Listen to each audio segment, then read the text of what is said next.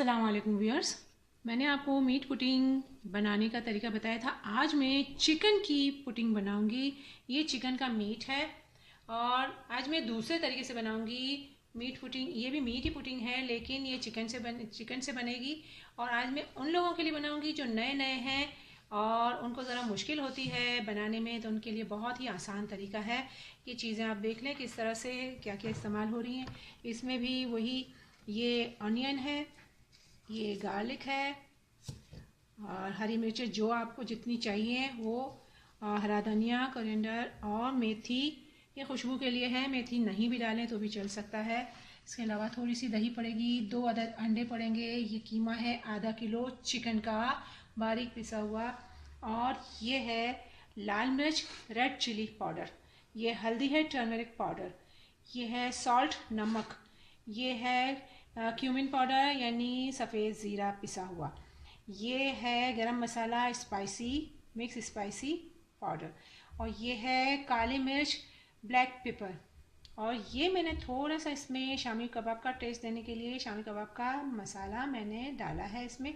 आप चाहें तो डाल सकते हैं, आपको जो चाहे सीख कबाब का टेस्ट देना हो तो वो भी डाल सकते हैं। नहीं डालना चाहें तो आप अपने घर के मसालों से भी बना सकते हैं।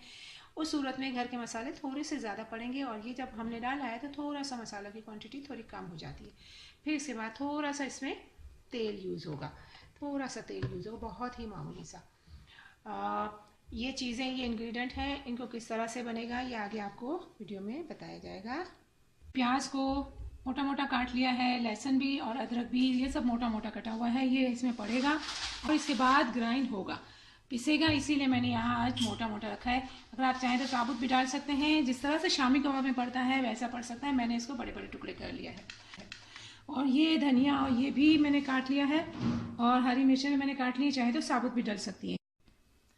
अगर आप चाहें तो एक तरीका तो ये है कि आप सारी चीज़ें, ये लहसुन, प्याज और छोटे छोटे टुकड़े काट के, ज़रा बड़े बड़े तकरीबन काट के, और ये इस जग में आप ग्राइंड कर सकते हैं। अगर आपके पास मतलब अगर आप पहले पकाने से पहले ग्राइंड करना चाहते हैं तो इस तरह से कर सकते हैं। और अगर आपके पास ऐसी मशीन है जो शामी कबाब बनने के बाद जो शामी कबाब को ग्राइंड किया जाता है, पीसा जाता है, वो वाली है, तो आप पकने के बाद भी ग्राइंड कर सकते हैं। ये मैंने पकने से पहले ग्राइंड करने के लिए ये रख दिया है। ग्राइंड करने के लिए सारी चीज़ें इसमें डली हुई हैं और इसमें ज़रा सा पानी डल के ग्राइंड होता है और फिर ये चीज़ें पकने के लिए जाएंगी।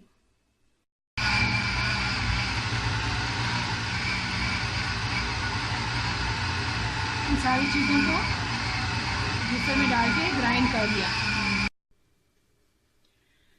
ये थोड़ा सा तेल पड़ेगा ताकि ये चिपके ना, बस, इससे ज़्यादा तेल नहीं पड़ेगा।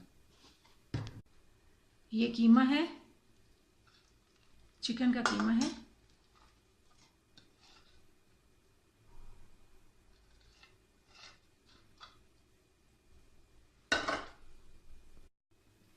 ये जो पीस की चीज़ें रखी थी सारी, ये इसमें डाल दी।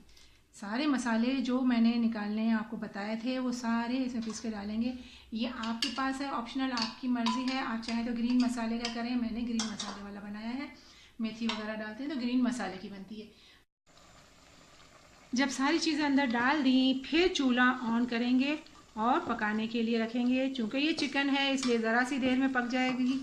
और अगर मीट या बीफ की, अगर कीमे की बनी हुई है तो इसमें थोड़ी देर लगेगी पकने में।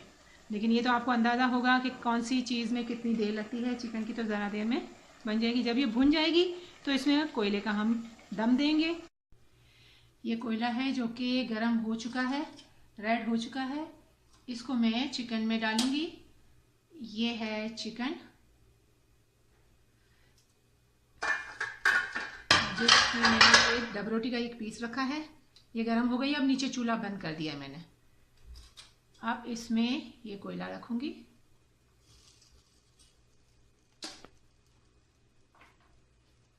इसके ऊपर ये मक्खन जो रख दिया और फौरन ढक दिया। ये चूल्हा बंद ही है। इसमें धुआं लगेगा, धुआं होने से इसमें धुएं की स्मोक इसमें बच जाएगी और बारबेक्यू इफेक्ट आ जाएगा। ये देखिए धुआं, इसके आसपास से धुआं निकल रहा है। हम चाहते हैं कि सारा धुआं अंदर रहे ताकि इसका अच्छा इफेक्ट आए। तो इसके लिए हम इसके ऊपर है कोई तौलिया या कोई भी कपड़ा रख सकते हैं, सारा धुआं अंदर ही जाएगा। नीचे चूल्हा नहीं जल रहा।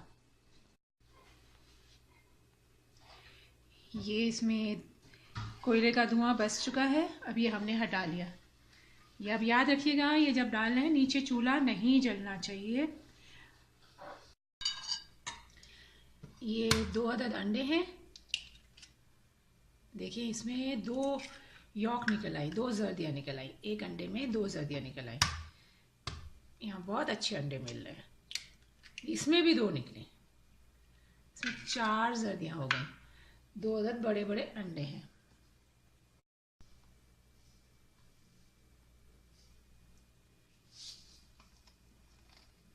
थोड़ा सा ये नमक जितना अंडे में ज़रूरी होता है, और थोड़ी सी ये काली मिर्च,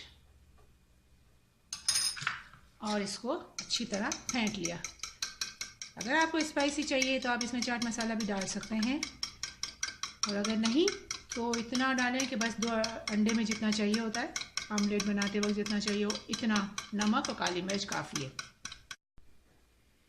ये जो बैटर हमने बना लिया था, इसमें हम ये अंडे डाल देंगे।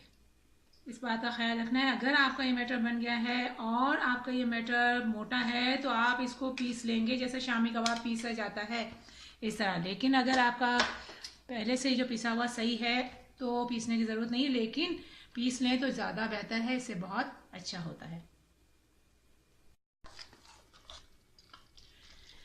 ये अच्छी तरह, अगर इसमें कोई मोटा कोई चीज़ है तो आप इसको मैश कर लें अच्छी तरह। दूसरी बात ये है कि अंडा डालने के बाद ये चूल्हा जला हुआ नहीं होना चाहिए।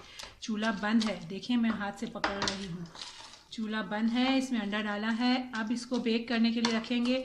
अगर ये चूल्हा जला हुआ होगा तो अंडे की बाइंडिंग यहीं ख़त्म हो जाएगी, फिर आपका ये कबाब की तरह बनेगा नहीं। तो अच्छी तरह मैश कर लिया।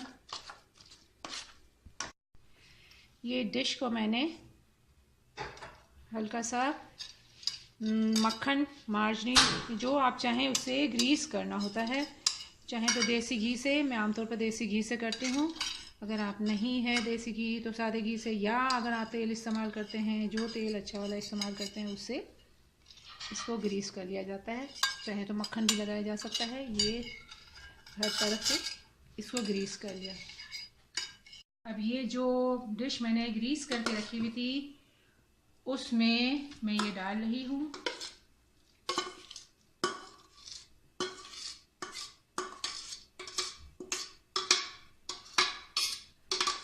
तो सेट करूँगी।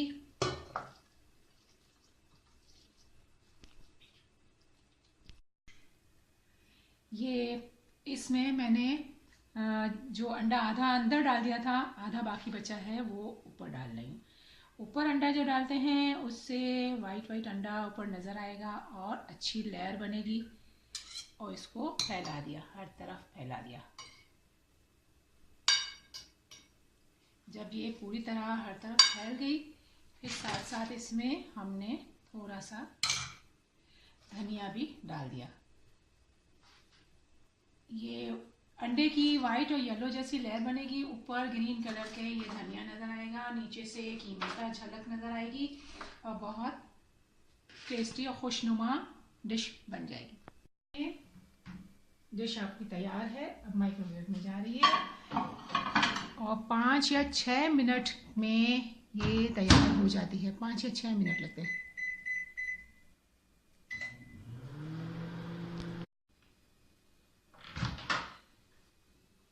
ये डिश तैयार हो चुकी है,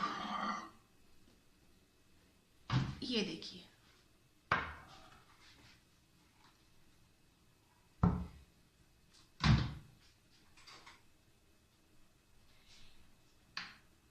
नहीं लग रही, इसका मतलब है डिश तैयार है। इसको गरम गरम नहीं पीस करना, थोड़ा ठंडा होने दें, फिर इसके बाद इसके पीस किए जाएंगे। गरम गरम पीस करने से चांस है कि शायद ये टूट जाए, लेकिन नहीं, कर भी सकते हैं अगर एहतियात से।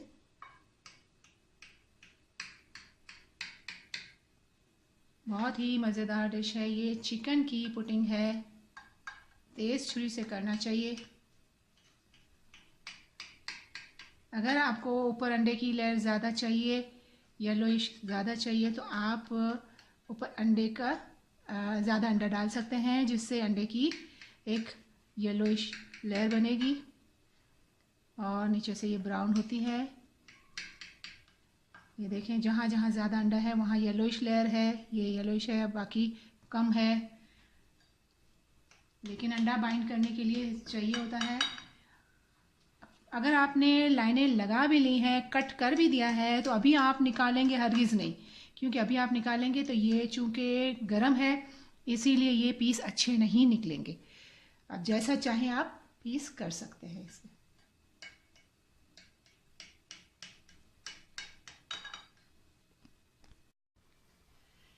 ये मीट पुडिंग रेडी हो गई है, इसके पीस कर लिए हैं। मैंने आपसे कहा था कि गरम गरम, भले आप चाहें तो कट डाल सकते हैं, लेकिन गरम गरम निकालने की कोशिश मत कीजिएगा।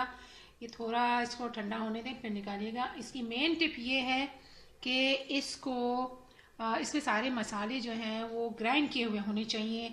अगर आपने ग्राइंड किए हुए मसाले नहीं रहे, ऊपर जो नज़र आ रहा है ये सिर्फ धनिया और नज़र आ रहे हैं, और मसाले सारे मैंने ग्राइंड करके डाले। अगर आपने ग्राइंड करके नहीं डाले और ऐसा ही बना लिया है, तो पकने के बाद भी शामी कबाब की तरह, जैसे शामी कबाब का बन जाता है, इसके बाद इसको ग्राइंड करते हैं, तो ये भी तरीका है कि पकने के बाद भी इसको ग्राइंड किया जाता है। डबल पिसा हुआ, यानी अच्छी तरह ग्राइंड किया हुआ होना चाहिए। ये डिश में मैंने बनाया था, ओवन में भी बन सकती है, ओवन के बगैर भी बन जाती है। मैंने इससे पहले भी तरीका बताया था। ये देखें, ये पीसेस साबुत यूँ उठाए जा सकते हैं और खाया जा सकता है। सैंडविच में भी डाल के खाया जा सकता है, और कबाब के तौर पे भी ये बहुत ही अच्छी लजीज मज़ेदार डिश है, अनोखी डिश है। पुडिंग के नाम से है, मीट पुडिंग है। इसमें मैंने इस दफ़ा चिकन इस्तेमाल की है। अगर पसंद आई हो तो लाइक कर दीजिएगा। वीडियो देखने का बहुत बहुत शुक्रिया। जज़ाकल्लाह।